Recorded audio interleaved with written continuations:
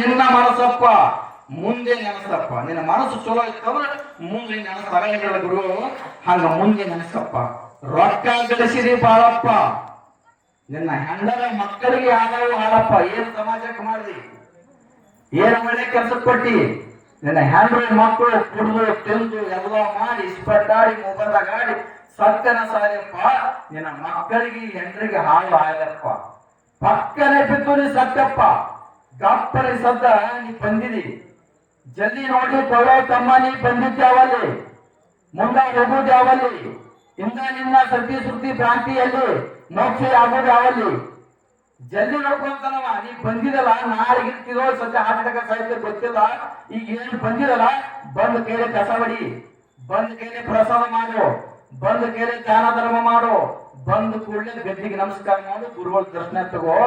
ಯಾವಾಗ ಇರ್ತಿದಿ ಯಾವಾಗ ಹೋಗ್ತಿದಿ ಗೊತ್ತಿಲ್ಲ. ಇರುವರೆಗೆ ಹ್ಯಾಂಗಿರ್ಬೇಕಂದ್ರ ಶಾಸ್ತ್ರ ಸಹಿತ ಸ್ವರ್ಗ ಕಳ್ಬೇಕಂತ. ಎಂತ ಪುಣ್ಯಾತ್ಮ ಸ್ವರ್ಗಕ್ಕೆ ಬಂದು ಹೋಗ್ಬೇಕಂತ ಹಂತದ ಮಾಡ್ತಕ್ಕ ನಾವ. ಅದಕ್ಕ ರೊಕ್ಕ ಮಕ್ಕಳು ಯಾರಪ್ಪ. ಹೇಳ್ತಿ ಮಾತು ಕೇಳಪ್ಪ. ಹೋಗಬೇಡ ಪುರಾಣ. ಏನ್ ಬರೀ ರಾಮ ಚಂದ್ರ ಹೇಳ್ತಾನೆ, ಬಸವನೋಡ್ರು ಹೇಳ್ತಾರೆ, ಮಲ್ಲನೋಡ್ರು ಹೇಳ್ತಾರೆ, ಅವ್ರು ಹೇಳ್ತಾರೆ ಹೋಗಬೇಡ ಪುರಾಣಕ್ಕ. ಹೆಂಡತಿ ಮಾತು ಕೇಳಪ್ಪ. ಏರಿ ಎಲ್ಲ ಬಳಿಕ ಕುಂತು ಅತ್ತಪ್ಪ. ಹೆಂಡತಿ ಮಕ್ಕಳ ಮಾತು ಕೇಳಿ ಮತ್ತೊಬ್ಬ ಕಟ್ಟಿ ಕುಂತು ಅವನ ಮಾತು ಕೇಳಿ ಜಗಳ ಮಾತು ಕೇಳಿ ಒಮ್ಮೆ ದಂಡ ಕೊಟ್ಟು ಜೈಲ್ನಾಗ ಕುಂತು ನೆನೆಸ್ತೀನಿ. ಯಪ್ಪ ಎಂತ ಪುರಾಣ ಇತ್ತು, ಎಂತ ಪ್ರವಚನ ಇತ್ತು, ಎಂತಲೇ ಬಂದು ಕುಂತು ನೋವು ತಪ್ಪು ಮಾಡಿ ಅವಾಗ ಕುಂತು ಹತ್ತಪ್ಪು. ಹತ್ತಿ ಏನು ಫಲನೋ ಅದಕ್ಕೆ ಏರಿಗಳ ಬಳಿಕ ಕುಂತಳಗನು. ಇವರು ರುದ್ರಚನ ಗುಡಿಗೆ ಬಂದು ಮಾತವರ ದರ್ಶನ ಪ್ರವಚನ ಕೇಳಿದ್ರೆ ನಿನಗೆ ಪಾವನ ಆಗ್ತದೆ ಅಂತೇಳಿ ಈ ಕಾರ್ಯಕ್ರಮದ ಹೆಚ್ಚಿಗೆ ಮಾತಾಡಲ್ಲ. ನೀವೆಲ್ಲರೂ ನಮ್ಮ ಊರು ಚಲೋ ಅದ. ನಮ್ಮ ಊರು ಎಲ್ಲರೂ ನೀವು ಪಟ್ಟಿ ಎಲ್ಲ ಕೊಡ್ತೀರಿ. ಇದು ಕುಡಿದ ಹ್ಯಾಂಗ ನಿಮ್ಗೆ ಗೊತ್ತದ.